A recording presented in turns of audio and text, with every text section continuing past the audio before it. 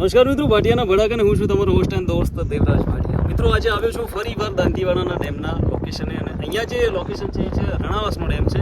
અને આ બહુ સુપર લોકેશન છે. મારો આગલો વિડીયો તમે જોયો કે એમાં મેં તમને દાંતીવાડાથી રણાવાસનો રસ્તો બતાવ્યો હતો. અને આજે તમને રણાવાસના ડેમનું લોકેશન બતાવીશ. વરસાદ પહેલાંની જે માહોલ હોય છે અહીંયા, ત્યાં ખેતીમાં લોકો જોડાયેલા હોય છે, પોતાનો પાક લેતા હોય છે, ઘણા બધા લોકો ભેંસો ચરાવતા હોય છે. તો જઈશું આપણે ડેમમાં અને માણીશું રણાવાસના ડેમની મજા. જોડાયેલા રહેજો, મજા આવશે. ને તમે પણ કમેન્ટમાં ચોક્કસથી પૂછશો કે આ લોકેશન એક્ઝેક્ટલી ક્યાંથી છે. તો પાલનપુરથી 15 કિલોમીટરના અંતરે આવેલું આ રણાવાસ ગામ છે. મજા આવશે. ચાલો રણાવાસના ડેમમાં.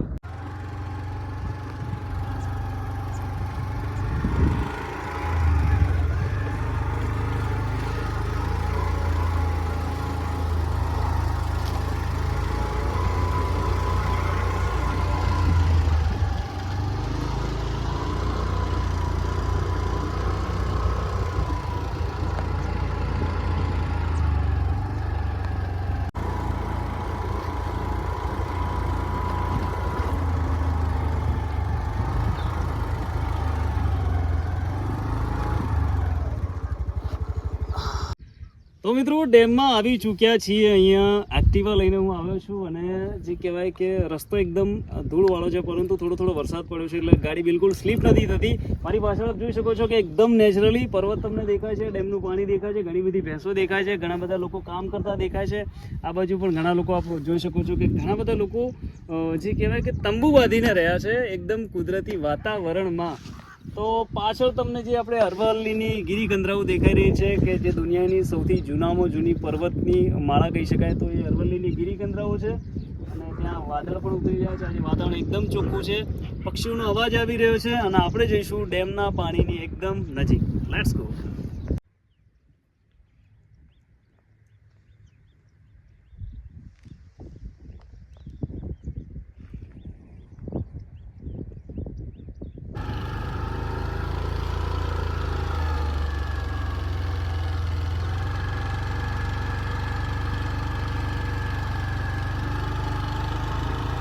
જોઈ શકો છો કે આ મગફળી વરસાદમાં પલળી ગઈ છે અને ખેડૂતને નુકસાન 100% થયું છે.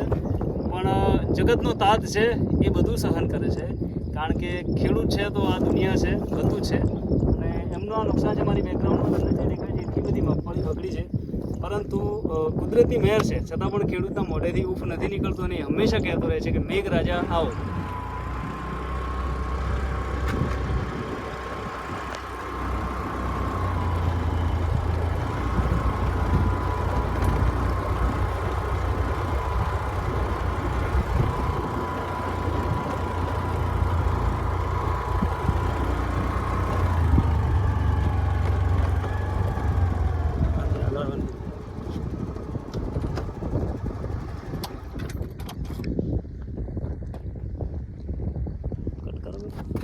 બેટા કટ કરીને ફેર ચાલુ કર્યું.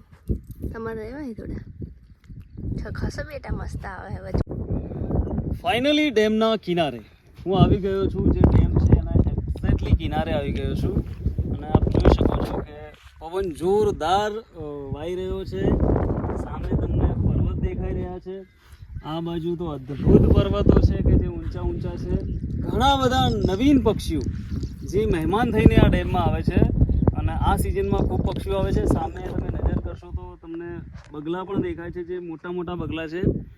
એટલે અહીંયા તમે આવો છો તો તમને માનસિક શાંતિ બહુ સારી મળે છે, એકદમ નેચરલી મળે છે. કે આવું તમને બનાસકાંઠામાં ને એમાંય પાલનપુરથી માત્ર 15 કિલોમીટરના અંતરે આ લોકેશન તમને મળે છે. જો તમારે આ ડેમના રસ્તે આવવું છે, રણાવાસ ડેમના રસ્તે આવવું છે, તો પાલનપુરથી તમારે બિહારી બાગ આવવાનું રહેશે.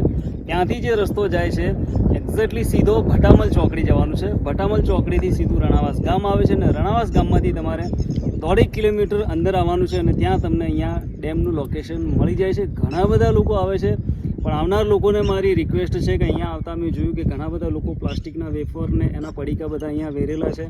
તો આ આપણું લોકેશન છે, આપણી પ્રાકૃતિક ધરોહર છે. સૌને રિક્વેસ્ટ છે કે અહીંયા પ્લાસ્ટિકનો કચરો પ્લીઝ ના લાવો, અને લાવો તો તમે રિટર્ન લઈ જાઓ અને એને યોગ્ય નિકાલ કરો.